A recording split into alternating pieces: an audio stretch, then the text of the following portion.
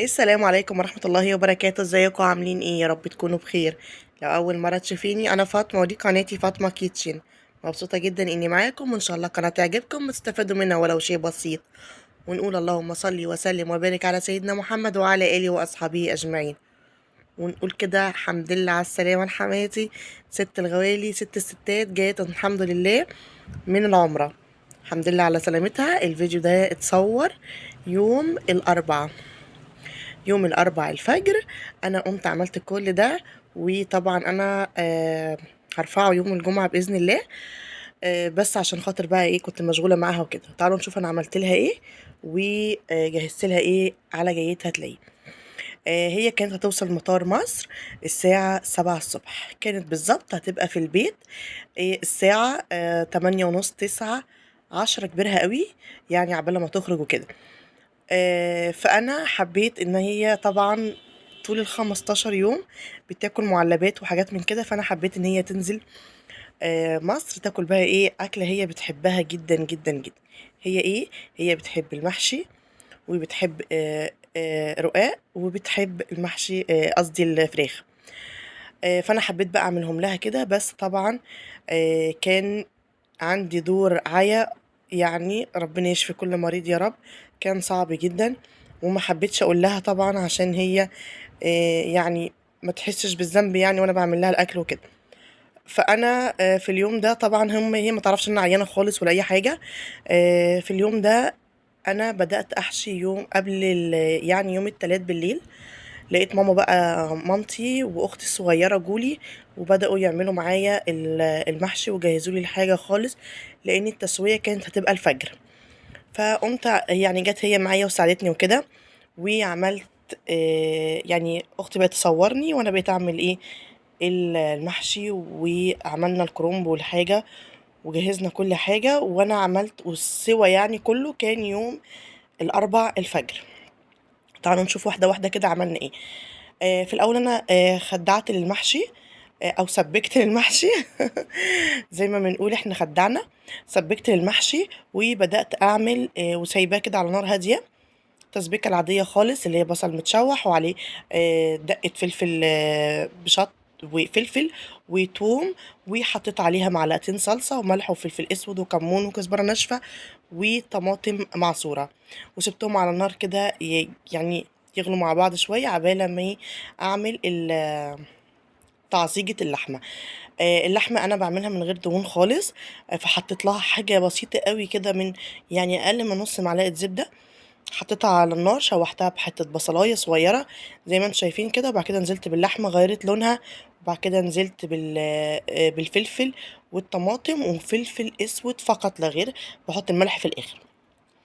وقت ما انا كانت اللحمه بتستوي كده قلت بقى ايه، اشوف التسبيك لقيتها اتسبكت خلاص، خدت منها شويه على جنب وبدات احط هنا عليها الرز. انا بحط الرز زي ما انتم عارفين ني، يعني مش بحطه على النار. يعني ماما عندنا لازم تحط النار الرز على النار، على الصلصه وهي على النار تقلبهم شويه وبعد كده تبدا تحشي فيه، لكن انا لا، انا بعمله غير. هنا بقى على تعصيجة اللحمة زودت لها بقى كزبرة ناشفة وزودت لها الملح بتاعها لحد ما نشفت خالص وكده. تبقى التسبيكة بقت فل وجميلة جدا. وحطيتها في طبق، يعني بعد ما هديت حطيتها في طبق في التلاجة لاني هستعملها لسه تاني يوم. بدأت انا وماما هنا بقى ايه، ماما ست الكل دي ربنا يحميها يا رب ويخليها لي ويديم عليا نعمة يا رب كده. هي اللي جت قعدت تحشيلي انا وهي، يعني كده هي اللي إيه على ايه مش عارفة على يمين الشاشة، وانا الايد الصغيرة اللي على ايه شمال الشاشة دي. ست الكل ربنا يحميها يا رب، والله كل ما بشوف ايديها كده ببقى عايزة انزل ابوسها. ربنا يخليها لي يا رب. قعدت تحشي معايا كده ونتكلم مع بعض والعيال حوالينا، وياسمين اختي هي اللي ايه عمالة بتصور فينا. طبعا جهزنا كل حاجة كده وكانت بس على السوا بس كده. وهنا بدأت ياسمين اختي ترصه بقى، هي طبعا ليها رص كده بتقعد ترصه اربعات يعني عكس عكاز كده زي ما انتم شايفين. وحطينا عليه بقية الصلصة اللي هي التسبيكة اللي كنت شايلها على جنب، حطيتها عليها وقفلتها كويس جدا بستريتش راب وحطيتها في التلاجة عادي. باجي اطلعها قبلها بشويه. هوريكم دلوقتي احنا هنصور كل حاجه لحد الصبح. طبعا كده انا كنت خلصت بقى خلاص المحشي، حشيته وتبلت الفراخ كمان وحطها في التلاجة. هوريكم، ما صورتهاش بس هوريكم وانا بحطها في الشوربه. وكمان عملت تعصيجة اللحمه. خلاص كده كل حاجه عندي جاهزه. نبدأ يومنا الجديد ان شاء الله. وهنا بقى كان يوم الاربع الصبح بدري جدا. هنا طبعا كنت بعمل لانش بوكس لابني الاول. يعني انا وديته المدرسه واشتغلت وكله يعني. بصوا بقى، الحله اللي هناك دي انا حاطه فيها الشوربه، يعني احنا بنقول عليها عقد الفراخ. يعني حطيت فيها ميه عشان انزل فيها الفراخ طبعا تتسلق. وقلت اعمل لانش بوكس واعمله معاكم لابني قبل ما يروح المدرسه. انا هعمل له طبعا مربى، وهعمل له كمان جبنه رومي وجبنه بيضه.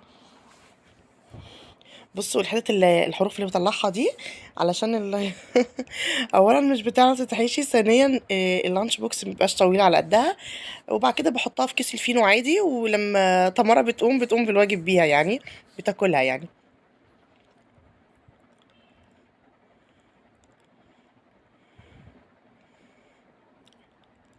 احط له بقى كده، اقصقص الجبنه كده بالمقص عشان تكفي يعني.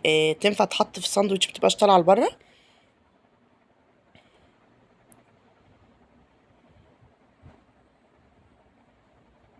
متبقاش مليانه قوي، لان هو اصلا زي ما انا قايله لكم ان هو ما بيحبهاش قوي.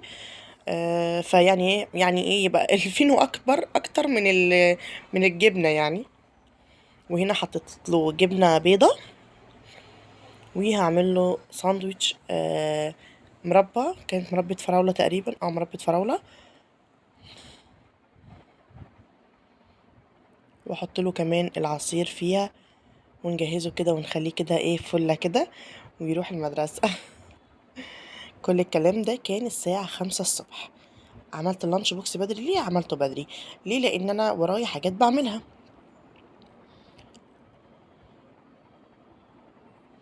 راح فين اللانش بوكس؟ هيجي، استنى. كنت بنشفه تقريبا لان لقيت فيه كام نقطه ميه كده. احط بقى العصير. وهحط له هنا مصروفه. طبعا النهارده كان اسمه ايه، مش عارفه قال لي اسمه ايه. حكيمي تقريبا، ولا مش عارفه اسمه ايه، قالوا لي. مش عارفه بصراحه قال لي اسمه ايه، انا ماليش في الكوره قوي. و حطيت له مصروفه.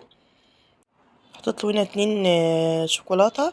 وبعد كده هنا احط له كام واحده بيك رولز كده، حاجه كده للنقرشه يعني.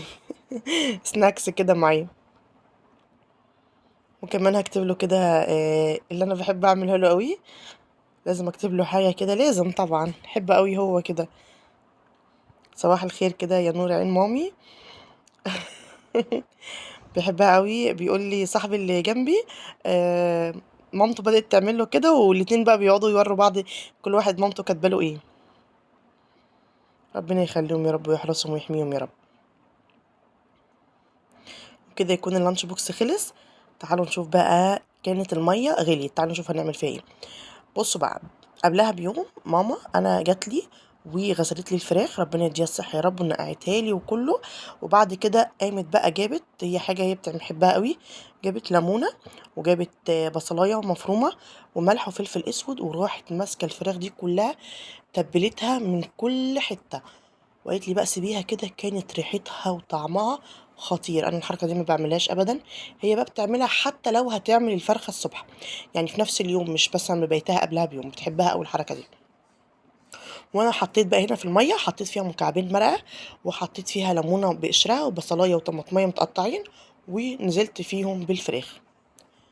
هسيبهم بقى يغلوا اول غلوه كده.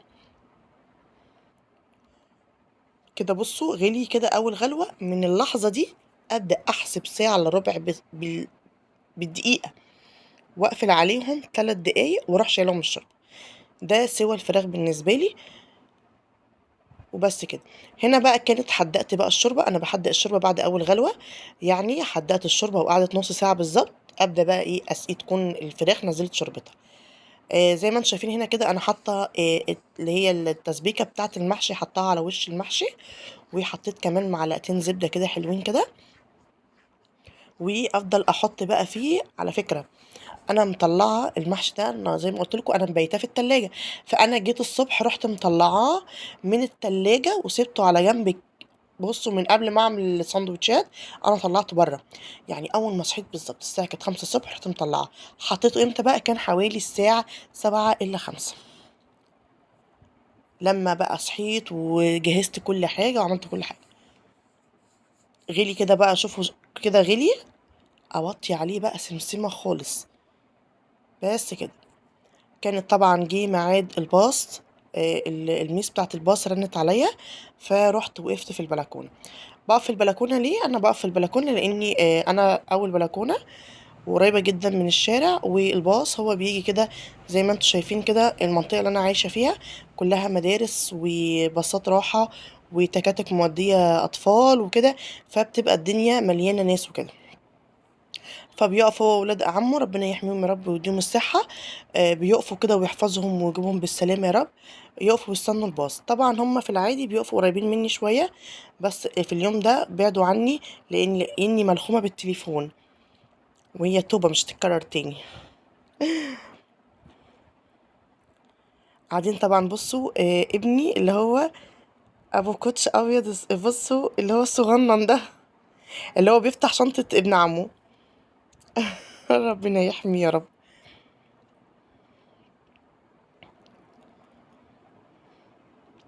ابص هو اللي واقف هناك ده، ايوه اللي واقف هناك ده الصغنون ده حبيبي.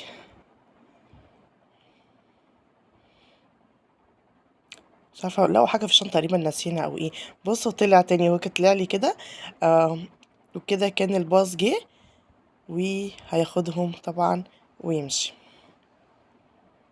هو بصوا قاعد في الاول ازاي هيقول لي باي دلوقتي. بصوا باي حبيبي. يحب قوي يركب الباص ويركب يقعد جنب السواق. اصلا مسميه عم احمد وعلى طول يقعد جنب منه ازيك. وهو من المنطقه عندنا، اول ما يشوف له ازيك يا عم احمد على طول. كان واقف مستني البنوتين الامارات دول ومشوا على المدرسة.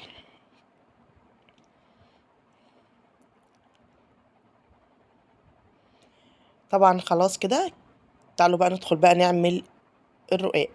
بصوا بقى، انا الرقاق بحط كده، خدت شوية شوربة سخنين وحطيت فيهم. انا بقى بحب في الوقت ده، انا كنت طلعت الفريخ عشان تبقوا عارفين. انا دلوقتي بحط عليه يعني على الكمية دي حطيت كده شوية لبن زي ما انتم شايفين من التلاجة عادي، مش سخن ولا حاجة. بحب قوي قوي قوي احط له لبن، بيبقى طعمه مسكر وحلو قوي. وحطيت حبة زبدة كده محترمين تحت. في العادي خلي بالكوا انا في العادي ما بحطش الزبدة الكتيرة دي، بس عشان حماتي ربنا يديها الصحة بتحب الزبدة الكتير في الرقاق، يعني بتحب طعمه كده. طبعا بيبقى احلى على فكرة لما بيبقى له زبدة كتير عشان تبقوا عارفين. بس انا يعني عادي يعني مش بحب احط له زبدة لو انا اللي هاكل منه كتير. لكن لو هو محطوط له زبدة بيبقى طعمه احلى احلى احلى. فبحط بقى كده. الصينية دي كانت كبيرة شوية، فبحط كده بحاول اوسطن. يعني ان هما يبقوا 3 رقوق تحت و3 رقوق فوق، ما بنحبوش اكتر من كده. بصوا انا حطيت 3 رقوق كده فوق بعض، وابدا ان انا الحتت اللي هي حاساها رقيقه او هي يعني عشان انا موسطناهم، فبكسر كده وبحط في الجناب زي ما انتم شايفين كده. طبعا الشوربه هنا سخنه، بس انا مش بعرف اقف على البوتاجاز واعملها وهي على البوتاجاز، يعني مش بعرف. لازم ابقى واقفه بعيد عن البوتاجاز كده واعمل براحتي على الرخامه.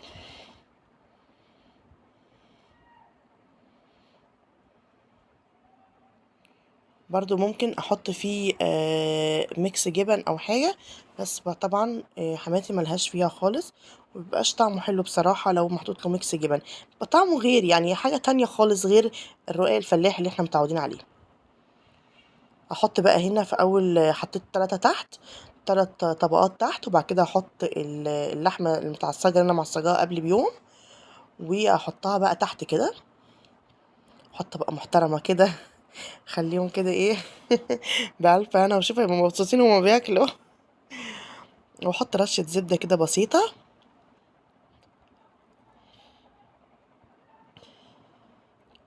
الزبدة دي انا حاطة عليها يعني قيمة 3 4 معالق كده زيت، يعني بس كده حاجة بسيطة يعني. هبدأ بقى احط الرق التاني، احط برضو 3 فوق برضو، احاول برضو كده وانا بحط، اوسطن كده وانا بحط. متكسر بقى مش متكسر مش هيجرى اي حاجة خالص. انا بعمله بطريقة ماما، خلي بالكم. حماتي يعني ماما حماتي يعني بتعمله بنفس الطريقة دي. امي انا بقى بتعمله بطريقة تانية خالص. اولا امي ما بتدخلوش الفرن، بتعمله من فوق زي الفطير، زي الفطير العادي، بيطلع زي الفطيرة كده مش متقطع ولا حاجة. لكن اللي انا بعمله دي بطريقة حماتي، قلبا وقالبا هي اللي بتعملها بالطريقة دي. بس هو الفرق الوحيد اللي بيني وبينها ان انا بحب احط حبة لبن. انا بستطعمه باللبن، وهي كمان على فكرة يعني بقت، يعني مش بقت تعمله باللبن، هي بقت بتحب اللي انا بعمله. آه علشان اصلا اللبن بيدي طعم كده مسكر وبيخليه تحفة كده وجميل قوي. صحيح ما بيختلفش كتير، بس فيه كده حاجة كده جاية من بعيد بتخليه طعمه جميل ويجنن. كده انا حطيت خلاص، هحط بقى دي كده من النص كده عشان ما يبقاش متكسر قوي يعني من على الوش. بس كده. بصوا بقى هنا، بصوا هو ناشف، انتوا شايفين ان هو ناشف، بس انا مش بحب اتك عليه قوي قوي اكسره يعني الزقه في بعض عشان ما يعجنش مني. دي طريقه حماتي بالملي. طريقه ماما بقى في مره هعملها معاكم، بتعملوا حاجه تانية خالص بطريقه تانية خالص. نفس التكنيك بس طريقه السوا، طريقه العمايل نفسها بتختلف السوا كمان. انا قلت ايه في الاول؟ هو ده. بتختلف خالص يعني، والطعم كمان خلي بالكم. كده بس ايه على الحروف كده حلو قوي عشان يتحمر حلو كده ويبقى جميل كده ويبقى مليان كده منغنغ كده سمنه كده زبده. ده هو ده الرواية الفلاحي اللي حماتي بتحبه. ربنا يديها الصحه يا رب. عايزه اقول لكم في الوقت ده بالظبط كان المحشي قرب يستوي، وكان الرواية هيدخل مش هيكمل ربع ساعة بالظبط، واحط الفراخ تتحمر. كانت في الوقت ده بالظبط جالنا تليفون وقال لنا جوزي اتصل بيا وقال لي ان هي بقت كده خلاص في المطار، وصلت مطار مصر. بصوا انا ماسكه السكينه كده، ماسكاها كده مش ماسكاها عادي، علشان خاطر لو انا ماسكاها عادي ومشيت بيها الرق كله هيتلم ويعجن في بعضه ويمسك في بعضه كده ويرجع مع السكينه مش هتقطع يعني. لكن دي انا كده بنقل بالسكينه مش بقطع، انا بنقل برفع السكينه وبنزلها زي ما انتوا شايفين كده. يعني انا مش عارفه اشرح قوي يعني، بس هو كده انا متعلمها برضو من حماتي بالطريقه دي. هنا بقى كده كنت خلاص خلصت تقطيعه، قطعته مكعبات، هو مش منحكش ولا حاجه بس هيبان بعد السوا. في الطبق ده بقى حطيت فيه ايه؟ حطيت مليته كده يعني قامت يعني مج لبن، وحطيت فيه بضايه وملح وفلفل اسود. قلب كويس قوي قوي قوي قوي زي ما انتم شايفين كده. برضو الطريقه دي بتاعت حماتي بحبها قوي قوي قوي وبحب طعمها جدا. وابدا اسقي وانزل كده على الرقاق من اوله لاخره زي ما انتوا شايفين كده. مش هيبقى ناشف على فكره، خلي بالكم هتشوفوه دلوقتي لما يستوي هيبقى شكله عامل ازاي. كده خلاص التشريبة دي كده لفت على الرقاق كله. هبدأ بقى ادخله الفرن. الفرن متولع على اعلى درجة من غير شواية، من غير شواية، من غير شواية، من غير شواية. هيتولع على اعلى درجة، هياخد لون من تحت ومن فوق خطير. بصوا بقى لو انت ولعت عليه على الشواية هتلاقي من تحت هيتحمر ويبقى شكله تحفة، بس من تحت مش متحمر، مش هيبقى حلو من تحت، لكن ده هيبقى ناشف من تحت ومن فوق. سبته بقى تحت يعني في الفرن قصدي من غير شوايه. وهبدا بقى ايه هنا، ايه ادهن الفراخ عشان ادخلها مكان الرقاق على طول. ده حطيت في الطبق ده صلصه، وحطيت ليمون، وحطيت معلقه زبده، وحطيت ملح وفلفل اسود وبهارات فراخ بس. هدهن كده الفراخ كويس قوي. الفرخه دي هتدين يعني من الوش كده تاخد لون، هتقلب على جنبها تاخد لون، تقلب على ظهرها تقلب على جنبها التاني لحد ما تاخد لون من كل النواحي. كنت في الوقت ده ببص بقى طلعت الرقاق، هدخل بقى الايه، الفراخ. الفراخ بقى هقفل من تحت واولع الشوايه بس. شوف انا كنت هناك كده اولع الشوايه وهنزل الفراخ. بصوا بقى بعد ما طلع بقى عامل ازاي، متحمر من كل ناحيه واخد لون حلو قوي قوي قوي قوي قوي قوي. الكاميرا قسما بالله ظلماه بامانه، بس طبعا لازم اغطيه عشان وشه ما ينشفش. فقطعت ورقة كده فويل كده وهحطه بس كده، مفيش يعني قيمة ربع ساعة بس كده، البخار بس يكتمه وابدأ اقطع فيه على طول. تعالوا نشوف بقى واحنا بنقطعه هنقدمه ازاي.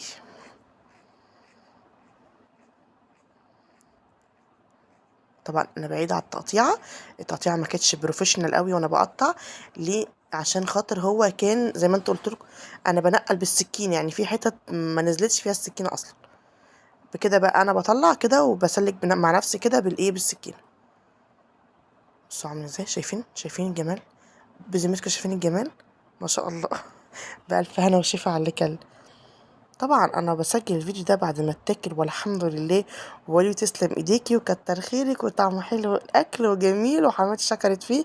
طبعا لما حماتي تشكر في الحاجه انا بتبسط جدا.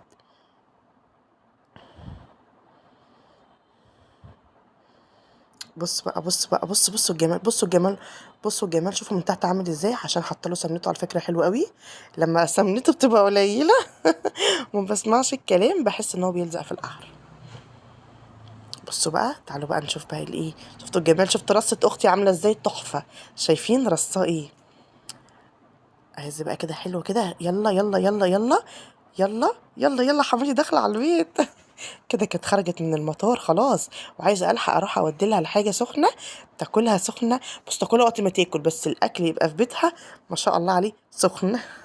عشان وقت كده ما تقول انا جعانه تاكل بألف هنا وشفا. بصوا بقى الجمال، بصوا الجمال. بصوا هنا عماله ايه، كان جوزي جه، جوزي ما راحش جابها. اخوه ربنا يخليه له هو اللي راح جابها، لكن هو سبقها على البيت. عمال يقول لي ايه كده كفايه، قلت له لا احط تاني، وعماله اشاور له احط فين تاني. هلفهم بقى كويس جدا جدا جدا، يعني عبال ما تيجي وتسلم وكده يكون خفت يبرد بصراحه. والمحشي الكرنب بالاخص بيحب يبقى سخن جدا. لف كويس، لف كويس، قفلي كويس.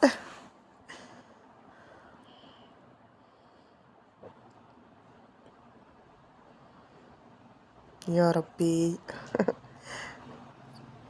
قفل الصواني دي تحفه بصراحه، بحبها قوي. بص الفراخ بعد ما اتحمرت من كل ناحيه بقى جميله والله، كان طعمها خطير.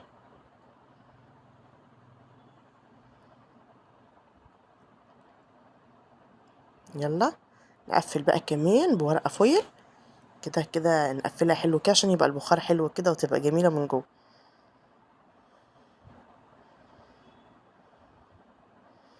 يروح الاكل بقى كده سخن كده، يا بتبسط قوي لما بكون عامله الاكل كده وبدوله، بتبسط قوي بصراحه.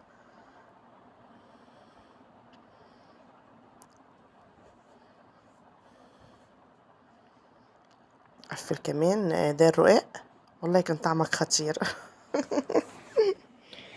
وبكده يكون خلص فيديو النهارده، وخلصت الاكله النهارده، ويا رب الفيديو يعجبكم. ان شاء الله بعد الفيديو ده بالظبط هوريكم بقى حماتي جابت لي ايه من العمره. ولو عجبك الفيديو ما تنسوش لايك، اشتركي في القناه وتفعلي جرس التنبيه عشان يوصلك مني كل جديد. وباي باي.